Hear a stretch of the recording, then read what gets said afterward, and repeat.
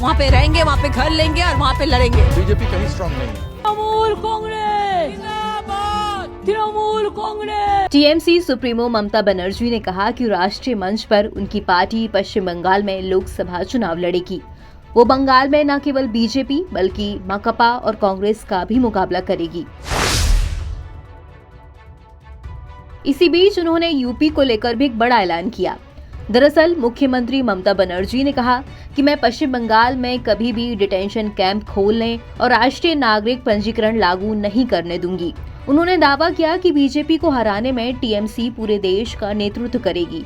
उन्होंने जन गर्जन सभा के दौरान कहा, हम असम और मेघालय में भी चुनाव लड़ेंगे। इस दौरान उन्होंने यूपी का भी जिक्र किया। उन्होंने कहा कि उत्तर प्रदेश में एक लोकसभा सीट पर चुनाव लड़ने के लिए अखिलेश यादव से बातचीत चल रही है। दरअसल बनर्जी कोलकाता के ब्रिगेड परेड ग्राउंड में एक जनसभा को संबोधित कर रही थी।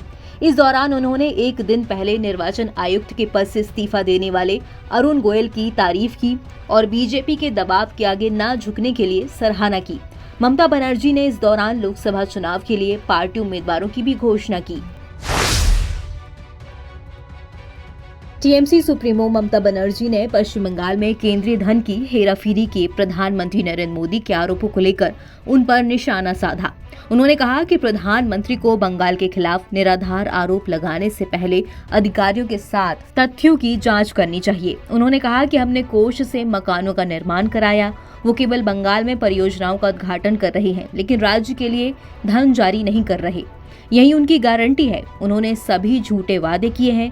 धनराशि रोकने को लेकर केंद्र की आलोचना करते हुए बनर्जी ने मनरेगा योजना के तहत मजदूरी देने में देरी का भी उल्लेख किया। उन्होंने कहा कि पश्चिम बंगाल के 59 लाख जॉब कार्ड धारकों को 2 साल तक काम करने के बाद उनकी मनरेगा मजदूरी का भुगतान नहीं किया गया है।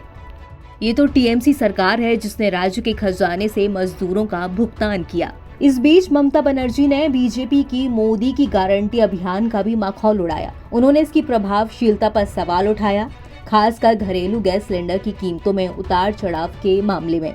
उन्होंने मखौल उड़ाते हुए कहा कि वे क्या गारंटी दे रहे हैं, आपकी गारंटी का कोई मूल्य नहीं है, जिसके कारण घरेलू गैस सिलेंडर की कीमत में इजाफा हुआ है। चुनाव से पहले वो कीमतें 100 रुपए कम करते हैं और फिर चुनाव के बाद 1000 रुपए बढ़ा देते हैं। दरअसल टीएमसी के कल के मेगा इवेंट के बाद टीएमसी यूट्यूब पर एक कीवर्ड बना हुआ है। कोलकाता में रैम वॉक के दौरान टीएमसी ने पश्चिम बंगाल की तमाम 42 लोकसभा सीट के लिए अपने उम्मीदवारों की सूची जारी की, जिसमें 7 मौजूदा सांसदों को हटाकर और पूर्व क्रिकेटर यूसुफ पठान समेत कई नए चेहरों को शामिल किया है और एक बड़ा बदलाव किया। पुराने नेताओं और अगली पीढ़ी के नेताओं के बीच कथित खींचतान के बीच तृणमूल कांग्रेस ने अनुभवी नेताओं और नई प्रतिभा का सामंजस्य बिठाया और एक अच्छा मिश्रण पेश किया है। ऑनलाइन की रिपोर्ट।